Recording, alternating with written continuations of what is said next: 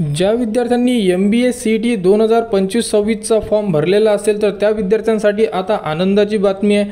तर विद्यार्थ्यांचे score card log इनमध्ये उपलब्ध करून दिलेले आहेत। तर MBA CETचा रिझल्ट कसा चेक करायचा, सर्वप्रथम साईडवर या। साईडवर आल्यानंतर बघू शकता CET एक्झामिनेशन पोर्टल 2025-26चं ऑप्शन दिलेलं आहे, तिथे क्लिक करा।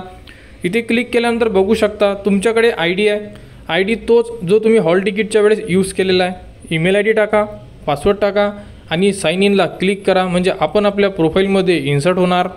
लॉग इन केल्यानंतर तुम्हाला संपूर्ण ऑप्शन दिसून पडेल। या प्रकारे तुम्हाला लॉग इन करून घ्यायचं आहे सर्वप्रथम, आणि त्यानंतर तुम्हाला प्रोफाईलमध्ये भरपूर सारे असे ऑप्शन दिलेले आहे। तर यामध्ये तुमचा जो रिझल्ट आहे, तुम्हाला जे स्कोर कार्ड दिलेला आहे, या स्कोर कार्डमध्ये विद्यार्थ्यांचे जे स्कोर कार्ड असणार आहे पर्सेंटाईलमध्ये ते उपलब्ध करून दिलेले आहे। तर ज्यांनीही MBA CET 2025-26साठी अर्ज केलेला असेल त्यांनी इथून आपले स्कोर कार्ड डाउनलोड करून घ्या आणि आपल्याला किती पर्सेंटाईल मिळालेले आहे हे सुद्धा तुम्ही चेक करू शकता। आणि यानंतर तुमचे काउन्सिलिंग राऊंड सुरू होणार आहे, आणि ज्याही विद्यार्थ्यांना कॅप राऊंडचे फॉर्म फिलअप करायचे असेल ते विद्यार्थी इथूनच त्यांचा कॅप राऊंडचा फॉर्म फिलअप करू शकतात।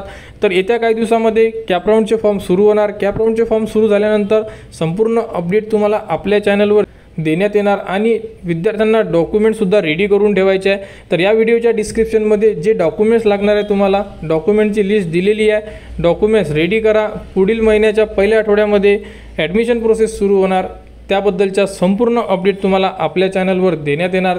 त्यासाठी आपल्या चॅनलच्या कनेक्टमध्ये राहा, चॅनलला सबस्क्राईब करा व हा व्हिडिओ इतरांपर्यंत शेअर करा।